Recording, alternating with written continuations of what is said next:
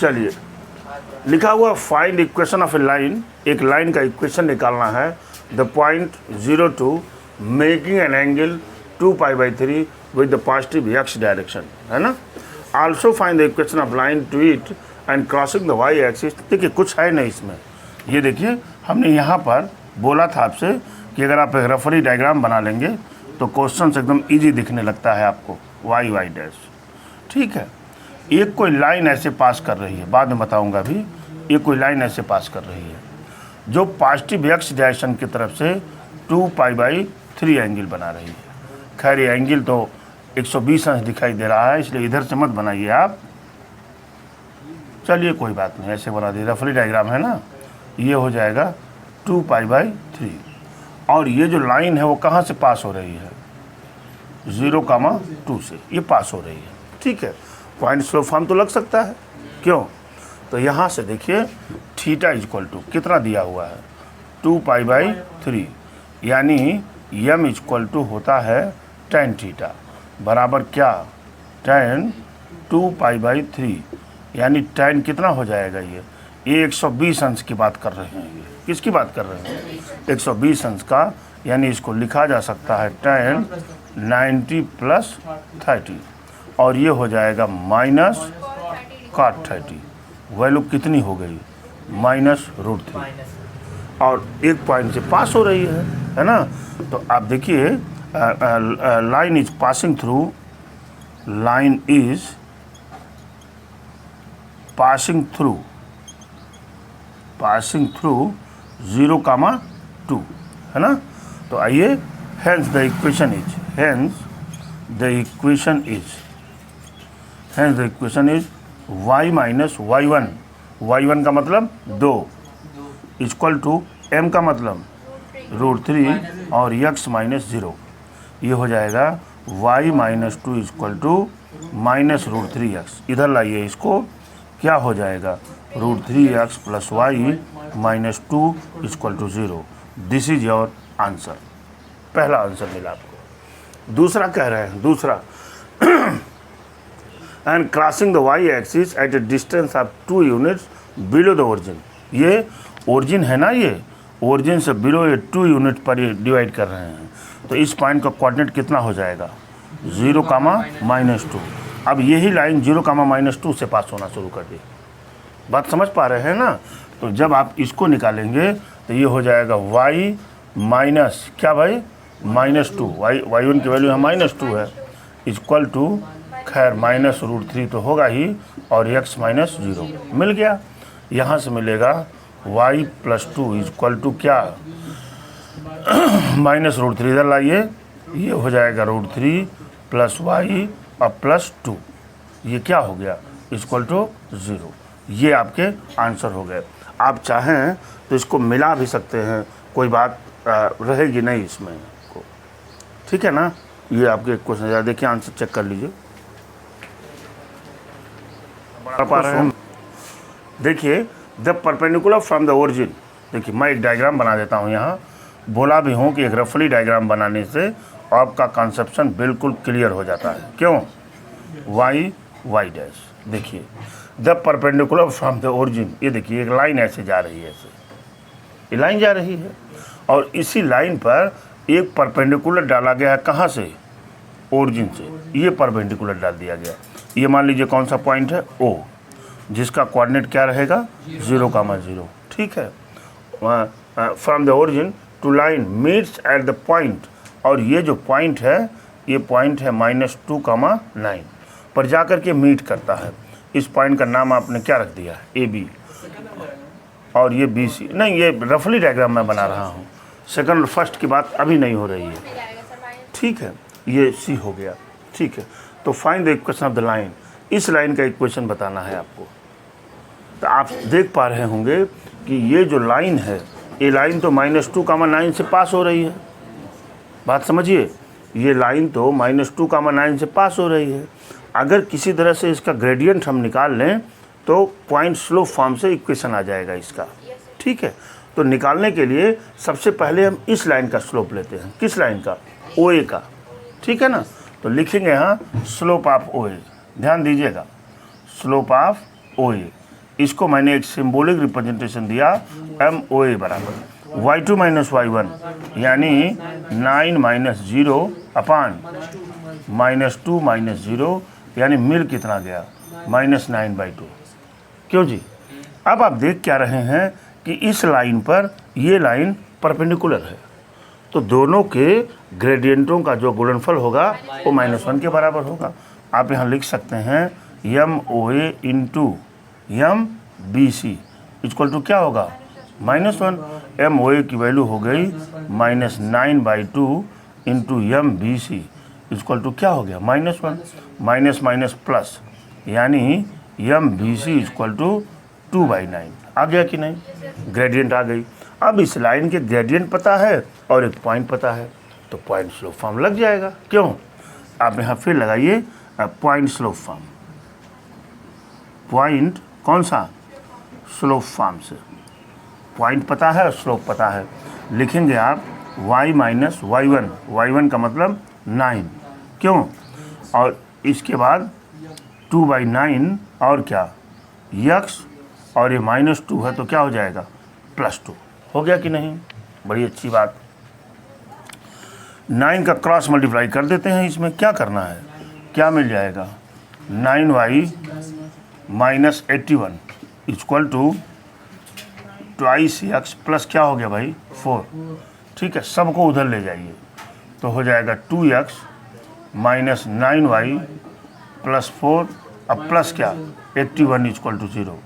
ये हो जाएगा 2x माइनस 9y प्लस क्या 85 इक्वल टू 0। यही लाइन का इक्वेशन है। ठीक है, कभी कभी अगर हमारा इक्वेशन अल्टरनेटिव दिखाई दे कि हमारा सही है गलत है, तो आप देख रहे हैं ये जो लाइन है ना, इसी लाइन पर ये पॉइंट पड़ रहा है -2,9। ये इस लाइन को क्या करेगा? संतुष्ट करेगा। ये पॉइंट हमें वैल्यू रखेंगे तुरंत 0 के बराबर दे देगा। देख भी दीजिए, -2 रखेंगे तो क्या मिलेगा -4 मिलेगा, और 9 रखेंगे 9 9 81 -81 -85 प्लस 85 इक्वल टू 0। तुरंत आपको ये दे भी देगा अपना फीडबैक। कह रहे हैं the length of L in centimetre of A copper rod in a linear function of its Celsius temperature C। ये कह रहे हैं ये जो है ना, ये L और C के टर्म में एक लीनियर फंक्शन है। लीनियर फंक्शन माने जैसे x plus y equal to 2 लिखते हैं ना, उसी तरह से यहाँ x की जगह पर L है और y की जगह पर C है। ठीक है, तो इस तरह से इसका एक इक्वेशन निकालना है जो लीनियर इक्वेशन मिलेगा। In an experiment L equal to इतना। देखिए अगर मैं चाह लूँ, देखिए इन्होंने यहाँ दे रखा है L इक्वल टू, देखिए L इक्वल टू 124.942 दिया हुआ है। तब C की वैल्यू कितनी है? C की वैल्यू है 20, है कि नहीं है?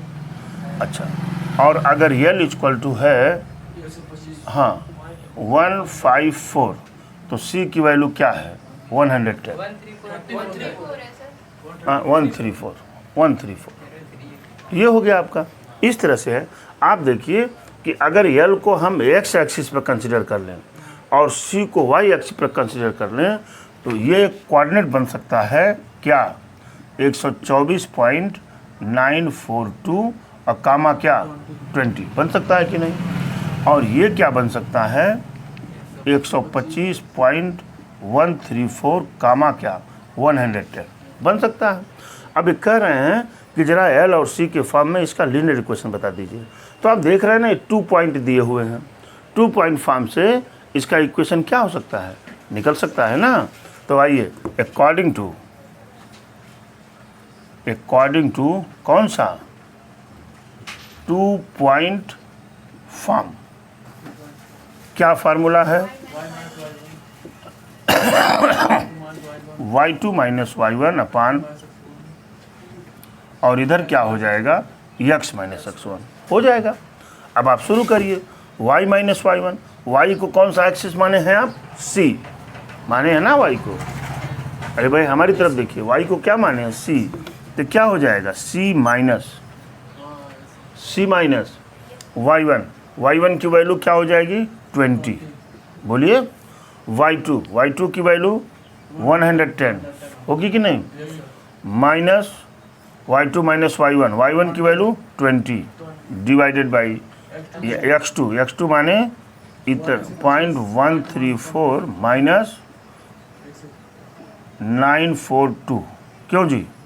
ये तो आपका हो गया इनटू क्या है, x माने x1, x को कौन माने हैं यल, माइनस x1 का मतलब 1.4942।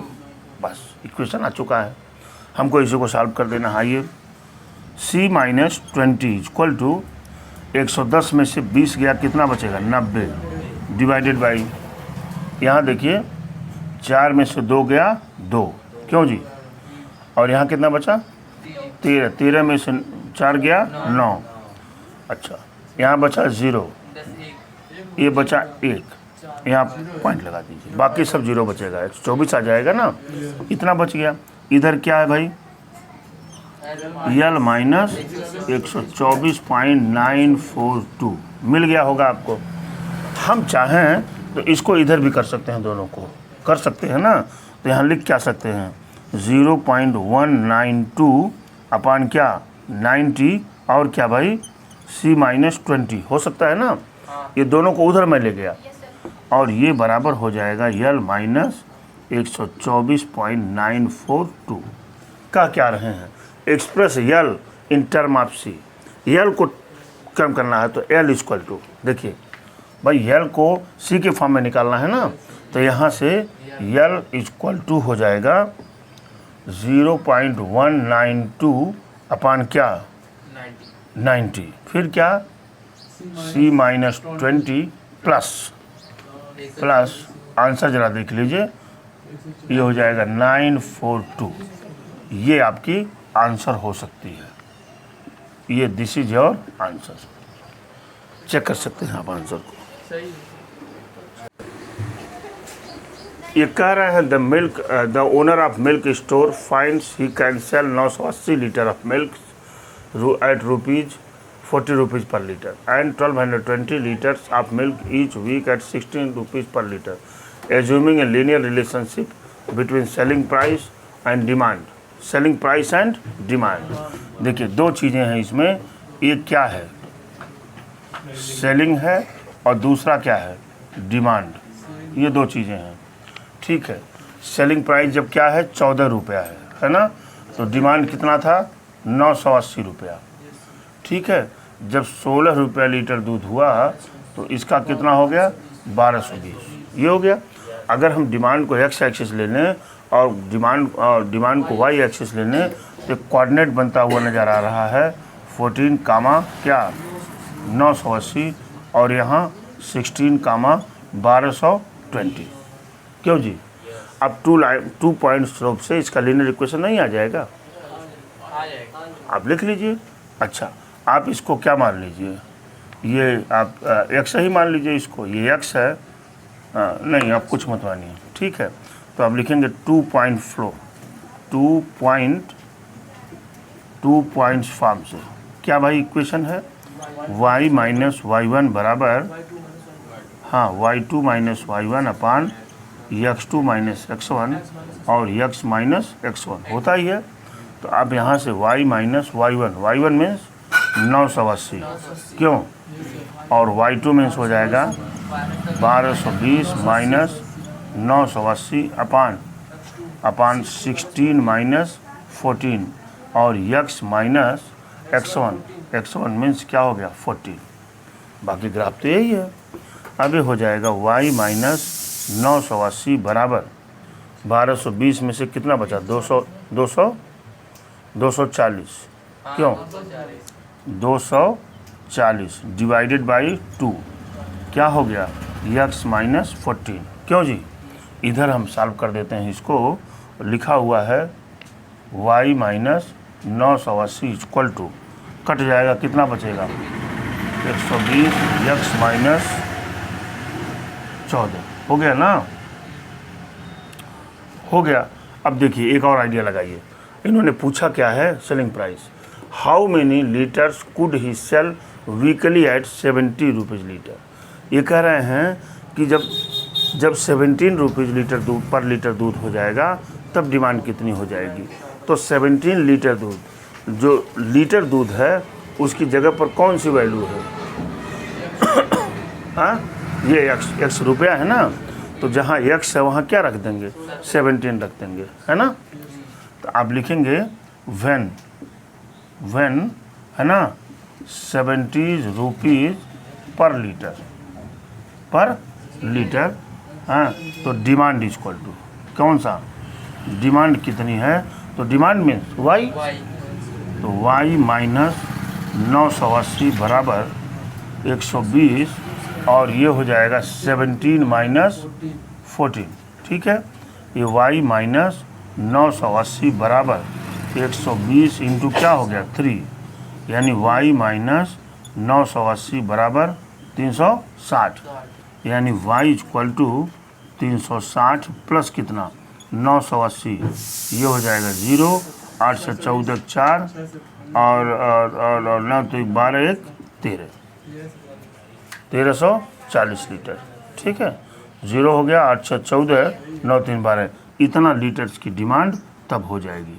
आंसर चेक कर लीजिए, 1340 रुपये लीटर।